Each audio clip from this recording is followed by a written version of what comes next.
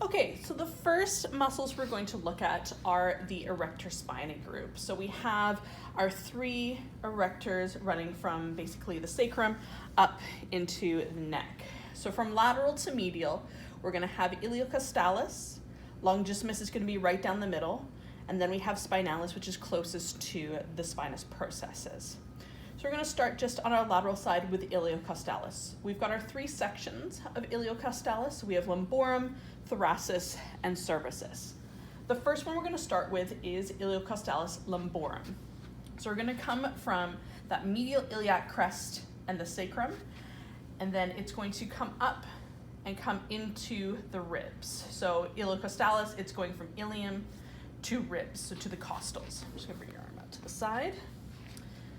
So all of the erector spinae group, they're going to do extension, they're going to do lateral flexion, so bringing the back to the side, and then they're going to do a rotation. So we're going to do ipsilateral rotation. So it's going to rotate the body to the same side. So if I'm palpating the muscles on this side of the body, I'm going to have her rotate on this side, so on the left side. So for the action, so that I don't have all of the muscles on the back that do extension, I'm going to have her lift this shoulder, so then we have ipsilateral rotation. Okay, and relax. First thing I'm going to do, I am going to have you do a little bit of extension. Okay, just so I can find that pack of three on the back. So it'll be kind of that long, linear musculature on the back. Iliocostalis, we want the most lateral side. So if you can find the lateral side of that pack of muscles, then you're in a good place. So start down at the sacrum. Okay, I'm gonna have you raise the shoulder again and relax. Right, and we're just gonna work from there. So this is a muscle that I can pick up a little bit. So just kind of defining the borders. So it's just gonna come up this way. So this is lumborum. It's gonna come up into ribs 7 through 12. So a quick way to find rib 7 is finding the inferior angle of the scapula and then across. It's going to line up around the 7th spinous process. Now the rib for the 7th spinous process is going to be up a step, so in line with 6. So the rib right there, that's going to be rib 7. So it's basically going from 7 to 12, so the whole rib cage. So we're going to palpate that muscle up until we reach rib 7. So that's going to be our lumborum. Next one that we're going to do is going to be iliocostalis thoracis. So that's going to start where lumborum stopped. So we have that rib 7 to 12 here. We're now going to move up to the rest of the rib cage, so ribs 1 through 6, as well as the spinous process of C7. So we're going to start here again. I'm going to have you lift the shoulder for rotation, thank you. So we've got that iliocostalis there. So starting from that rib 7 to 12, and then we're going to make our way up. Okay, if you could lift that again and relax. Okay, up here we've got traps overlaying it, we've got rhomboids overlaying it, so we can switch to just palpating with our fingers. We don't have to pick it up anymore. And then I'm just going to follow until we get to the spinous process of 7. And that's going to be iliocostalis thoracis. Our last one is going to be cervicis. So cervicis is going to come from ribs 3 through 6. So if I come up and I find that spine of the scapula, that's going to come and align with the the spinous process of T3. So that's going to be where I find rib 3. And then I can count down. So 4, 5, and 6. So those are ribs 3 through 6. So we're going to go from those ribs up to the most lateral portion of the C-spine, which is going to be the transverse processes of 4 through 6. Okay, again, this is deep to all these back muscles that are already on top of it, so we're just going to feel it with our fingers. Now that we're in cervicis, I'm going to have her do rotation, but in her neck. Okay, so I'm going to have you lift your neck and rotate to the same side. So I'm just looking for that tensing under my fingers. Okay, and relax. And again. And relax. And one more time. And relax. I'm just coming up to those transverse processes of the lower portion of the spine. So that is going to be our iliocostalis cervicis. So those are the three portions of iliocostalis. The next one we're going to look at is longissimus. So longissimus is going to be, longissimus is going to be coming from, again, all the way at the ilium and sacrum, and then it's going to hang out in the T-spine.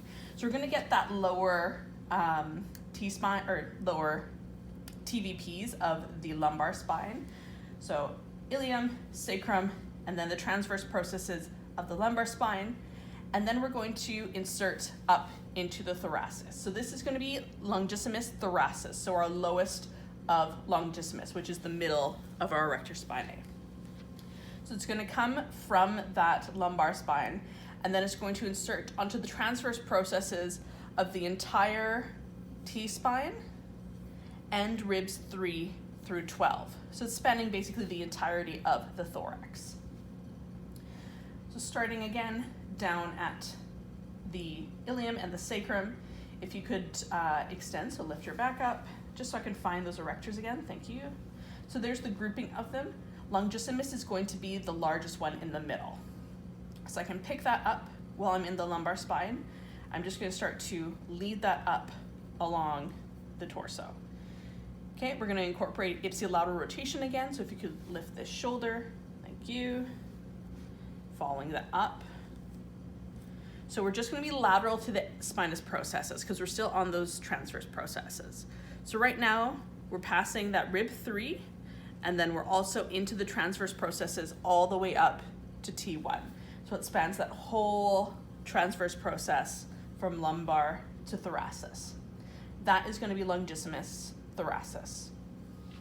Longissimus cervicis is going to come from the transverse processes of T2 through 5. So again, coming up, finding our spines. So we've got 2, 3, 4, and 5. If I come out to the side, that's where I'm going to find their transverse processes. This is deep to several muscles, so I just have to kind of feel with my hands where the longissimus is going to be. So we're going into the cervical spine. So this is longissimus cervicis. So I'm going to have you lift your head for me and rotate towards me. Great. Okay, and we're just heading up into the C spine. Okay, up again, and to the side, and back down.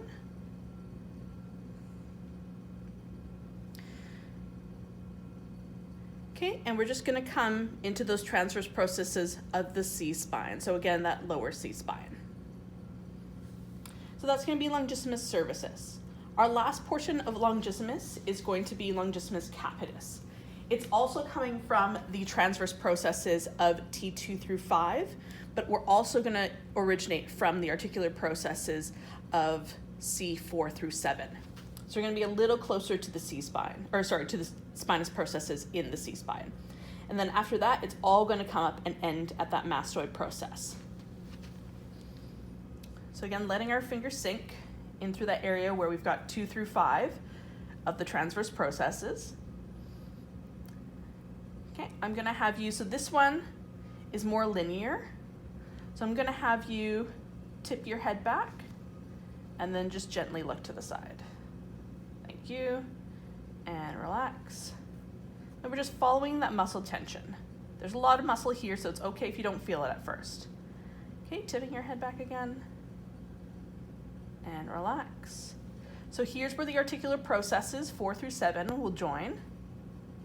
And then we're following that until we get to that mastoid process. So right behind the ear, we have mastoid process, which is going to be our insertion for longissimus capitis.